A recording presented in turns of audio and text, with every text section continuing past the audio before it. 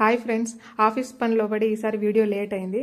అయినా సరే మీకు మా కడప కారం దోశ స్పెషల్గా చూపించాలని ఈరోజు చేస్తున్నా. ఎన్ని దోశలు ఉన్నా సరే మా కడపలో కారం దోశ చాలా స్పెషల్. మీకు ఎలా చేయాలనో ఈరోజు ఈ వీడియోలో చూపిస్తా. ముందు చెనిక్కాయల చట్నీ చేసుకుందాము. చెనిక్కాయ పప్పులు గోలంలో వేసి కొంచెం వేగిన తర్వాత పచ్చిమిరపకాయలు తుంచి వేసుకోవాలా. పచ్చిమిరపకాయలు అట్నే వేసినామంటే ఎగురుతాయి.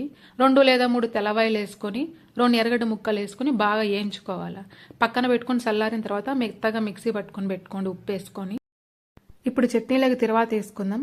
కొంచెం గోలంలో నూనె వేసుకొని ఆవాలు జీలకర్ర వేసుకొని కరివేపాకు ఒట్టిమిరపకాయలు కూడా వేసుకొని బాగా వేగిన తర్వాత మనం శనక్కాయల చట్నీ పక్కన చేసి పెట్టుకున్నాం కదా ఆల్రెడీ, ఆ శనక్కాయల చట్నీలో ఈ తిరువాత వేసుకొని కలుపుకోవాలి. అంతే.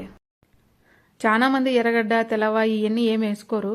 ఒట్టి పచ్చిమిరపకాయలు శనక్కాయ పప్పులు వేయించుకొని మిక్సీ పట్టేసుకుంటారు.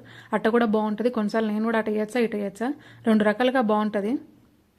ఇంకా శనక్కాయల చట్నీ అయిపోయింది, దాన్ని పక్కన పెట్టేసి ఎర్రగడ్డ కారం ఎట్ట చేసుకోవాలని చూసుకుందాం. ఎర్రగడ్డ కారానికి ఒట్టిమిరపకాయలు చింతపండు 2 నీళ్ళల్లో ముందే నానబెట్టుకోండి. మిక్సీ పట్టుకుంటే బాగా మెత్తగా వస్తుంది. ఒట్టిమిరపకాయలు లేదనుకునే వాళ్ళు కారం పొడి కూడా వేసుకోవచ్చు. ఇప్పుడు ఇంక ఒట్టిమిరపకాయలు చింతపండు మిక్సీలో వేసుకొని 2 లేదా 3 తెల్లవాయలు కూడా వేసుకోవాలా. వేసుకుంటే బాగుంటుంది, కొంతమంది అది కూడా వేసుకోరు. ఇంక ఎర్రగడ్డ ముక్కలు వేసుకొని ఒకరో ఉప్పు వేసుకొని మెత్తగా మిక్సీ పట్టాలా. మరి గట్టిగా లేకుండా అనుక లేకుండా ఒక రకంగా మిక్సీ పట్టుకోవాలా. దోశ పోయడానికి రావాలి కదా. చూడండి అట్లా బాగా ఎర్రగా మెత్తగా మిక్సీ పట్టుకుంటే బాగుంటుంది. ఇప్పుడు ఇది కూడా అయిపోయింది, దాన్ని కూడా పక్కన పెట్టుకుని ఇప్పుడు దోశ వేసుకుందాం. పెనం బాగా కాలినాక దోశ వేసుకోవాలా.